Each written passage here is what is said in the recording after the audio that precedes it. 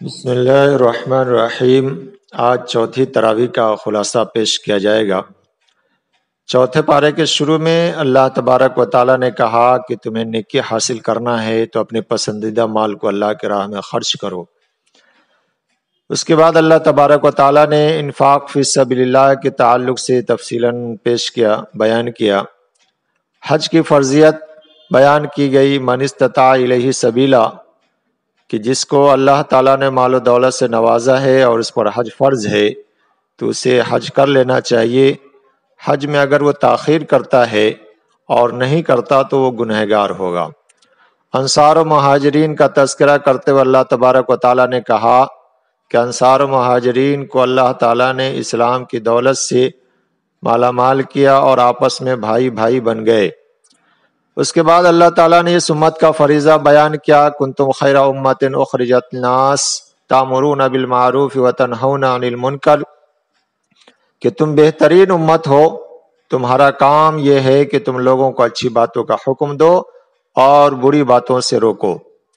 غزوہ احد اور غزوہ بدر کا تذکرہ آیا۔ غزوہ بدر میں مسلمانوں کو کامیابی ملی تھی، غزوہ احد میں بھی شروع میں کامیابی ملی لیکن بعد میں تھوڑی سی غلطی کی وجہ سے شکست کھا گئے، اور پھر اس کی طرف اللہ نے اشارہ کیا کہ وہ تمہاری غلطی کی وجہ سے ہوا تھا۔ ایمان والوں کی کامیابی کا راز بتاتے ہوئے اللہ تعالیٰ نے 4 صفاتوں کا تذکرہ کیا۔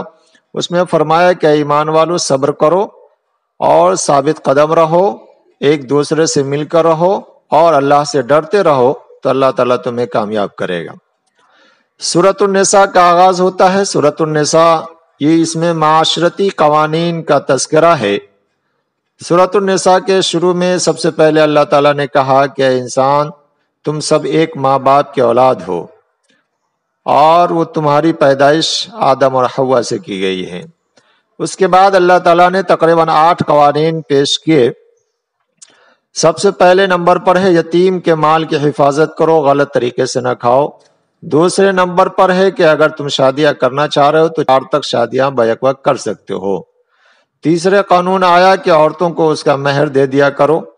چوتھا قانون ہے میراث کا قانون جو تفصیلاً پیش کیا گیا۔ 5واں قانون ہے بدکار عورت کو سزا دو۔ اس کے بعد سورہ نور جب نازل ہوئی تو اس میں اللہ تعالیٰ نے اعلان کیا الزانیۃ والزانی فاجلدوا کل واحد منہما، کہ زناکار مرد اور زناکار عورت اگر وہ غیر شادی شدہ ہیں تو 100 کوڑے لگاؤ، اور اگر شادی شدہ ہے تو اس کو رجم کیا جائے اور اس کو پتھر مار مار کر ہلاک کیا جائے۔ چھٹا قانون اللہ نے یہ پیش کیا کہ عورتوں کے ساتھ حسن سلوک کرو، وعاشروہن بالمعروف۔ 7واں قانون یہ پیش کیا گیا کہ سوتیلی ماں سے نکاح حرام ہے۔ 8ویں نمبر پر ان محرمات کی تفصیل بیان کی گئی جن سے نکاح حرام ہے، اور یہ تقریباً 15 قسم کی عورتیں ہیں۔ نمبر 1 ماں کی ماں، دادی، نانی وغیرہ۔ نمبر 2 بیٹیاں، پوتی، نواسی سب اس میں آ جاتی ہیں۔ نمبر 3 بہنیں، حقیقی ہوں یا اللاتی ہوں یا اخیافی۔ اللاتی باپ شریک کو کہا جاتا ہے اور اخیافی ماں شریک کو کہا جاتا ہے، اور حقیقی جس کے ماں باپ ایک ہوں۔ نمبر 4 پھوپھیاں، ان سے بھی نکاح حرام ہے۔ خالائیں، ان سے بھی نکاح حرام ہے۔ بھتیجیاں، بھائی کی بیٹی، اس سے بھی نکاح حرام ہے۔ بھانجیاں، بہن کی بیٹی، اس سے بھی نکاح حرام ہے۔ رضاعی ماں، جس عورت کا دودھ پیا ہے اس سے بھی نکاح حرام ہے۔ دودھ شریک بھائی بہن یعنی رضاعی ماں کے بچے، اس سے بھی نکاح حرام ہے۔ بیوی کی ماں، ساس، اس سے بھی نکاح حرام ہے۔ سوتیلی بیٹی، اس سے بھی نکاح حرام ہے۔ بیٹے کی بیوی یعنی بہو، اس سے بھی نکاح حرام ہے۔ 2 سگی بہنوں کو ایک ساتھ نکاح میں جمع کرنا، لیکن یہ ہمیشہ کے لیے نہیں ہوتا۔ اس میں اگر ایک بہن کا انتقال ہو جائے یا ایک کو طلاق دے دے تو پھر سالی سے نکاح کرنا جائز ہے۔ نمبر 14 بیک وقت بیوی اور اس کی خالہ یا پھوپھی وغیرہ کو جمع کرنا جائز نہیں ہے۔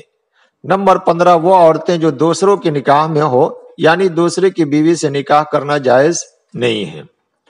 میراث کا حکم جو پیش کیا گیا ہے اس کی تفصیل میں آپ کے سامنے رکھ دیتا ہوں۔ میراث کا اصول سب سے پہلے یہ ہے، نمبر 1 میراث میں مرد کے ساتھ ساتھ عورت کا بھی حق ہے۔ نمبر 2 میراث بہرحال تقسیم ہونی چاہیے خواہ کتنی کیوں نہ ہو۔ نمبر 3، وراثت کا قانون ہر قسم کے مال پر نافذ ہوگا، منقولہ ہو یا غیر منقولہ۔ نمبر 4، قریب رشتہ دار کی موجودگی میں دور کے رشتہ داروں کو حصہ نہیں ملے گا۔ مرد کا حصہ 2 عورتوں کے برابر ہے۔ لڑکی کا حصہ پیش کیا گیا کہ میت کے وارث میں 2 یا 2 سے زائد لڑکیاں ہوں تو ترکہ کا 2/3 حصہ اس کو دیا جائے گا، اور اگر ایک ہی لڑکی ہو تو آدھا حصہ ملے گا۔ والدین کا حصہ پیش کیا گیا کہ اگر میت صاحب اولاد ہے تو والد حصہ ملے گا، اور اگر اس کے پاس اولاد نہ ہو تو ماں کو 1/3 اور باقی باپ کو ملے گا۔ بیوی کا حصہ پیش کیا گیا کہ اگر میت صاحب اولاد ہو تو بیوی کو 8واں حصہ ملے گا، اور اگر مرنے والا بے اولاد ہو تو پھر بیوی کو 4تھائی حصہ ملے گا۔ شوہر کا حصہ پیش کیا گیا کہ اگر انتقال ہو جائے اور وہ بے اولاد ہو تو مرد کو ترکے میں سے آدھا حصہ ملے گا۔ عورت کا انتقال ہو جائے اور اس کے پاس اولاد بھی ہو تو اس صورت میں شوہر کو 4تھائی حصہ ملے گا۔ کلالہ کا تذکرہ آیا قرآن کریم میں۔ کلالہ ایسا شخص ہے جو بے اولاد ہو، ماں باپ بھی اس کے زندہ نہ ہو، بھائی بہن ہو تو اس کی تقسیم اس طرح بیان کی گئی کہ ایک بہن ہو تو آدھا حصہ ملے گا، 2 بہنیں ہوں تو 2/3 میں شریک رہیں گی، اور کئی بھائی اور کئی بہنیں ہوں تو عورت کو 1/2 اور مرد کو 2 حصہ ملے گا۔ اللہ سے دعا ہے کہ اللہ تعالیٰ ہم تمام لوگوں کو اس پر عمل کی توفیق عطا فرمائے۔